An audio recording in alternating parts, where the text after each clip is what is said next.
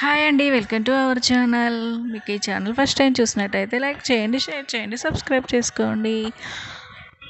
ఈరోజు ఇంట్లోనే క్రంచీగా టేస్టీగా సకినాలు ఎలా తయారు చేసుకోవాలో చూద్దాం. ఈ సకినాలను ఇంట్లోనే క్రంచీగా టేస్టీగా ఎలా తయారు చేసుకోవాలో ఇప్పుడు చూద్దాం. ముందుగా ఈ బియ్యం పిండిని తీసుకొని మనం ముందుగా సిద్ధం చేసుకున్న ఈ బియ్యం పిండిని తీసుకొని అందులో టేస్ట్కు తగినంత సాల్ట్ వేసుకుందాం. ఇప్పుడు అందులో కొంచెం ఓమా, కొంచెం నువ్వులు వేసుకొని పిండిని బాగా కలుపుకోవాలి. మనం ముందుగా వేసుకున్న ఓమాని, నువ్వులు, సాల్ట్ అన్నీ బాగా కలిసేలాగా పిండిని బాగా కలుపుకోవాలి.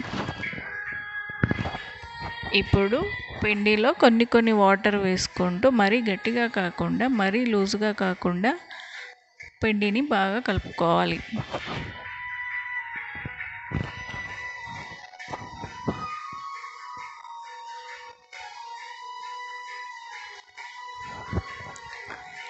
ఇప్పుడు ఇలా కలుపుకున్న పిండిని పక్కన పెట్టేసుకొని ఇప్పుడు ఒక మంచి శుభ్రమైన క్లాత్ని తీసుకొని వేసుకొని వాటిపైన ఇలా ముందుగా కలిపెట్టుకున్న పిండిని తీసుకొని సకినాలను చుట్టుకోవాలి.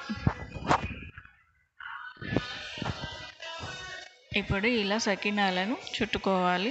ముందుగా మనం కలిపెట్టుకున్న పిండిని మొత్తాన్ని ఇలా ఈ క్లాత్ పైన చుట్టుకోవాలి. ఇలా చుట్టుకున్న సకినాలను కాస్త ఆరనివ్వాలి. కాస్త ఆరాక ఒక 2 సన్నని ప్లేట్లను తీసుకొని ఇప్పుడు ఒక ప్లేట్తోని సకినాలని నెమ్మదిగా తీసుకొని ఒకదానిపైన ఒకటి పెట్టుకోవాలి.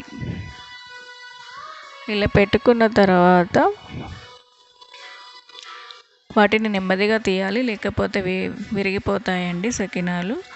వాటిని నెమ్మదిగా తీసుకొని ఒకదానిపైన ఒకటి పెట్టుకోవాలి. ఇలా పెట్టుకున్న తర్వాత మనము ఒక ముక్కుడు పెట్టుకొని అందులో ఆయిల్ బాగా వేడి చేసుకోవాలి.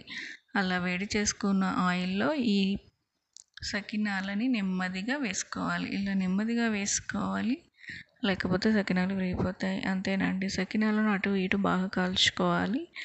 ఇప్పుడు క్రంచీ అయిన టేస్టీ అయిన సకినాలు రెడీ అయిపోయాయి.